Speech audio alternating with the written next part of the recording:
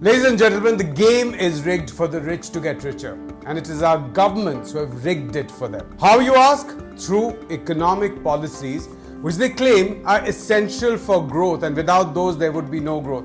But before I go any further, here are some shocking numbers for you. The richest 1% of Indians have the same share of our total national income as the poorest 65%. So the top 1.4 million people earn the same as the bottom 930 million people in India put together.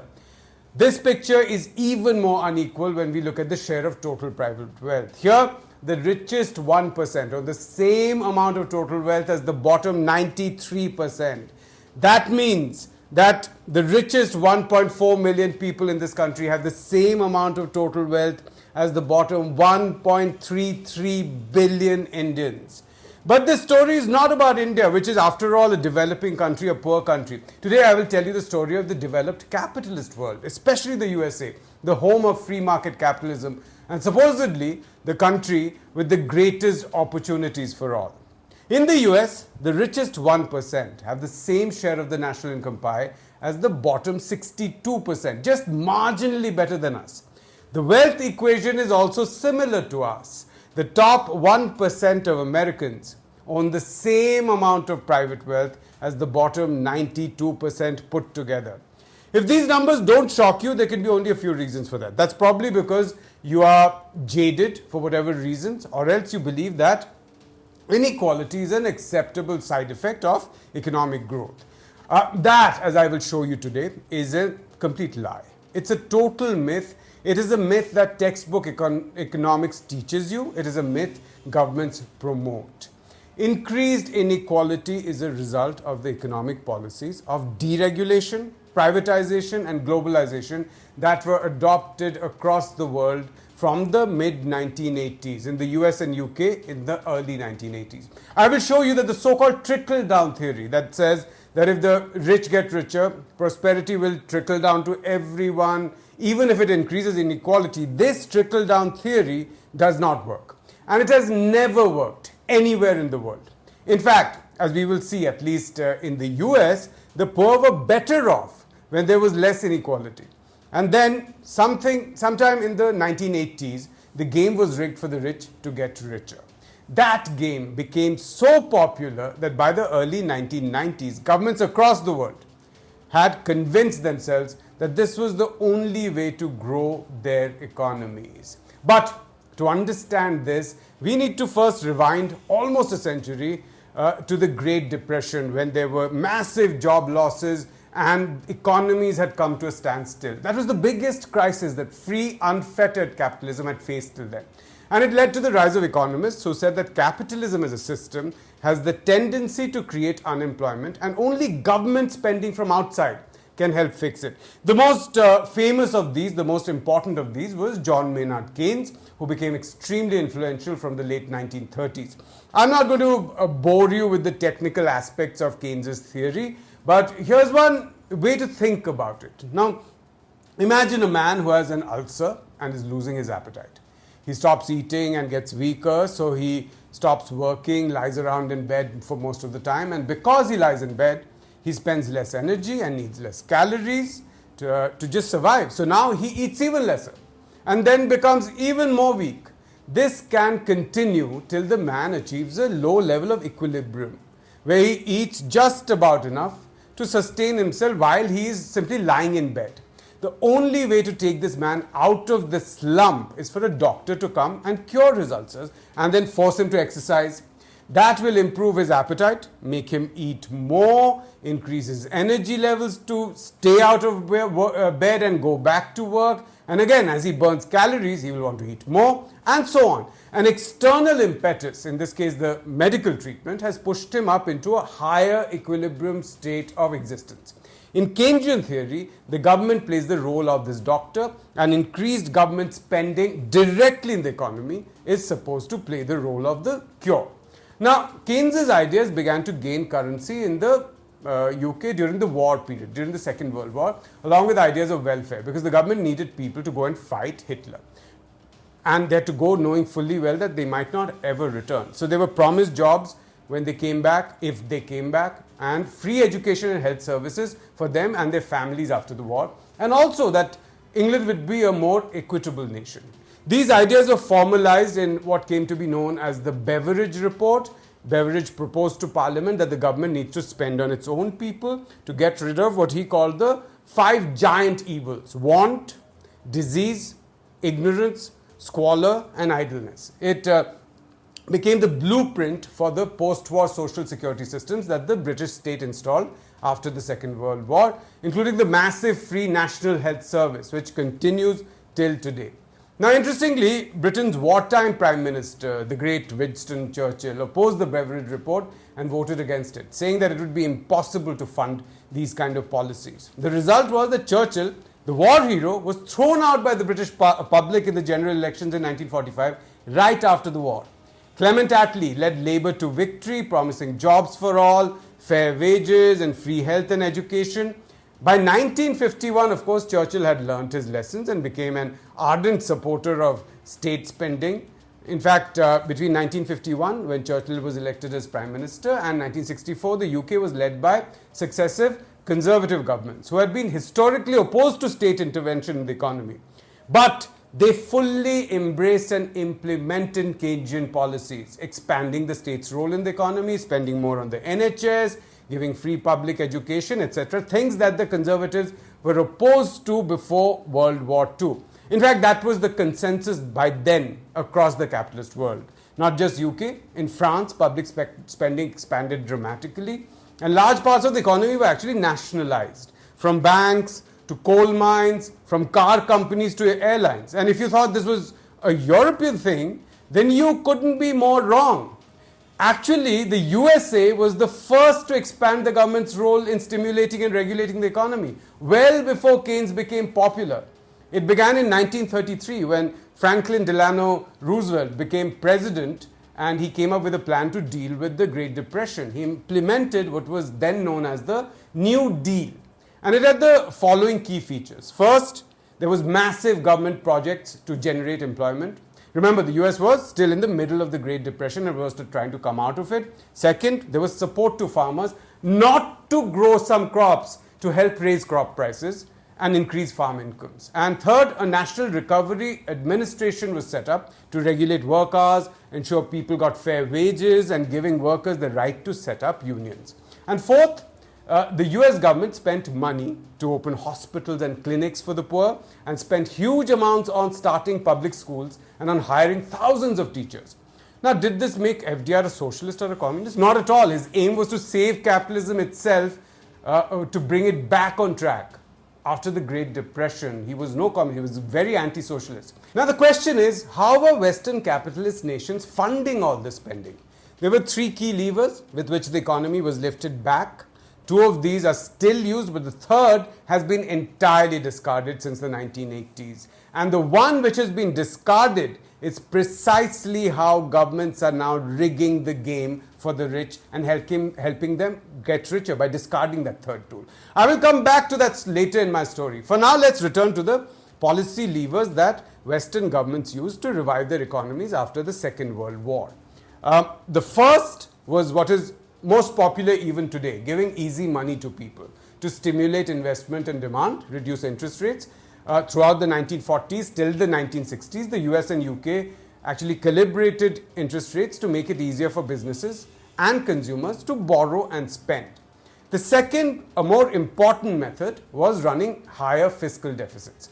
Governments borrowed from the public and spent the money back on the public. This was made easier, especially in Europe, because in Europe some of the biggest banks were now nationalized. So governments could ask public sector banks to directly invest in government bonds, and that's how they raised money.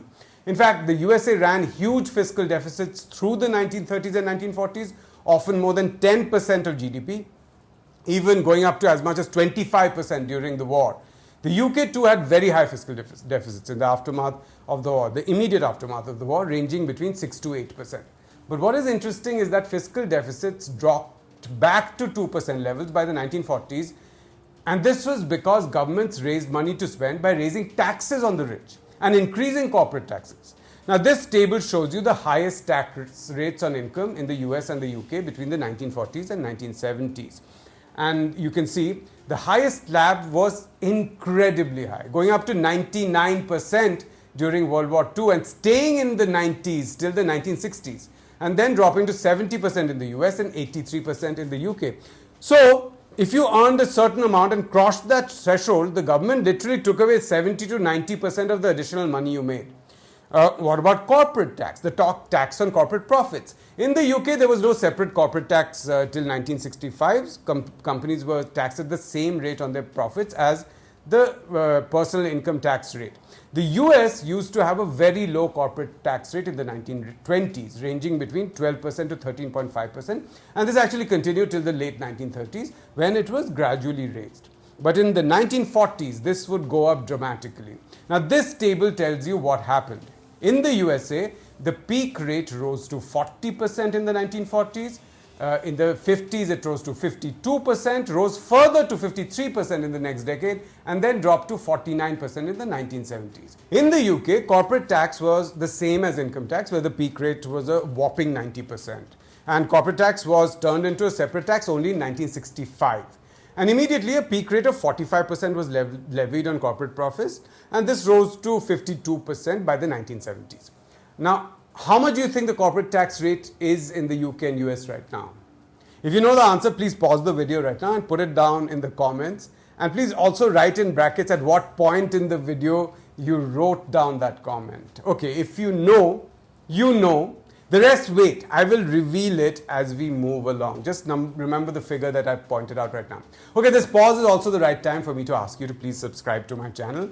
More than 80% of those who are watching my videos aren't subscribed, so please do subscribe. Press that button at the bottom. Okay, so just to quickly recap what I've said till now. The Great Depression that began in 1929 and then spread in the early 1930s convinced economists that only government spending and regulation of capitalism can stop capitalism from collapsing on itself. This idea was first adopted in the USA in the 1930s by Franklin Roosevelt or FDR, and it became universal in the Western capitalist world after World War II.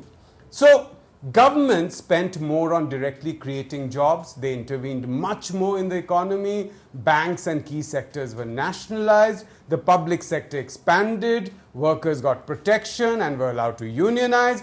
And governments provided free or highly subsidized education and health to the poor.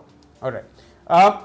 This was also, this is the most important part, was funded by a combination of monetary and fiscal policies, but mostly by increasing taxes on the rich and on business profits. Now, this last thing is the most important point of my story. The single policy change of removing that policy has allowed governments to rig the game for the rich and allow them to keep getting richer. For the time being, remember that this period from the 1940s to the 1960s was a period of massive industrialization in the US and Europe and a period of great prosperity. So, how did it affect inequality? Here's a graph that will show you how the shares of income shifted in the US between the richest 1% and the bottom half of Americans. You can clearly see that the share of the poor rose sharply throughout the 1940s, 50s and 60s, peaking in 1969-70 and then plateaued after that through the 1970s.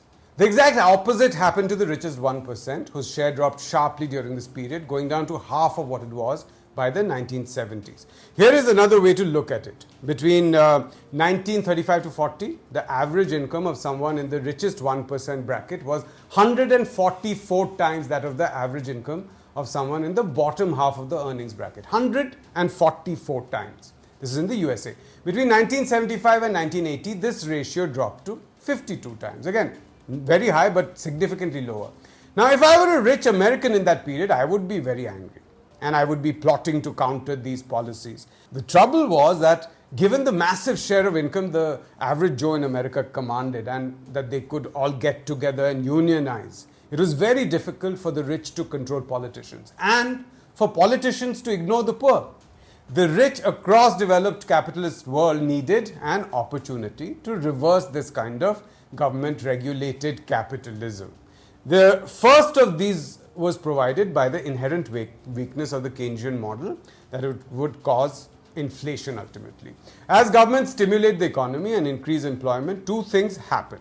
First, that the supply of workers reduces because their demand has increased, pushes up wages. The second is that as incomes increase, the demand for goods and services, especially consumer goods, also rises. So what does that do? The demand for labor is higher than its supply, which causes wage price inflation, and the demand for goods and services also has increased, causing consumer price inflation. Now, this is not a problem as long as money incomes rise at a faster rate than the price of goods and services. Why? Because think of this. If your income rises from 50,000 a month to 1 lakh while your expenses rise from 45,000 to 80,000 a month, you would have faced very high inflation in 1 year, but you would still be better off. Your savings would have gone up from just 5% of your income to 20% of your income. And that means you would not only be able to save, but you would have the leeway to spend even more. You could increase your purchasing power, and that is the significant thing here. But if you recall, what also happened? In the first 3 decades after World War II, business profits fell.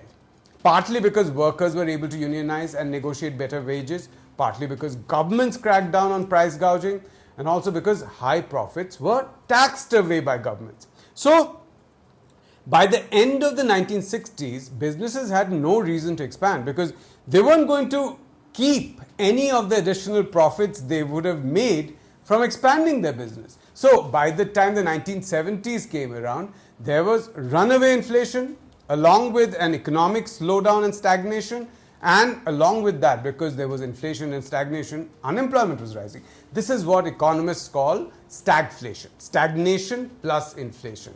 And things were made much worse by external shocks that were taking place in West Asia. These have come to be known as the two big oil shocks. The first in 1973, when the Arab oil-producing countries imposed an export embargo on Western nations because they supported Israel in the Yom Kippur War. And as things were about to settle down in the 70s, the Iranian Revolution happened in 1979, again disrupting oil supplies to the West. And remember, by now, the West was heavily dependent on oil for both its industries and for households who needed it to run their cars and also the heaters in winter.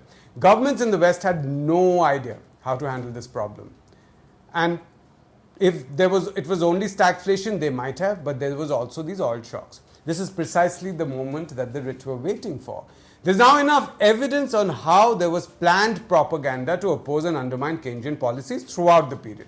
Till the 1970s, it simply didn't resonate with the public. There were no takers. But by the end of the decade, these ideas, which came to be known as neoliberalism, became extremely popular as an alternative, not just among the rich, but also among the working classes who had to deal with high inflation along with job losses. That is the key reason for the huge popularity of the two key people who would change the world forever: Margaret Thatcher in England and Ronald Reagan in the USA.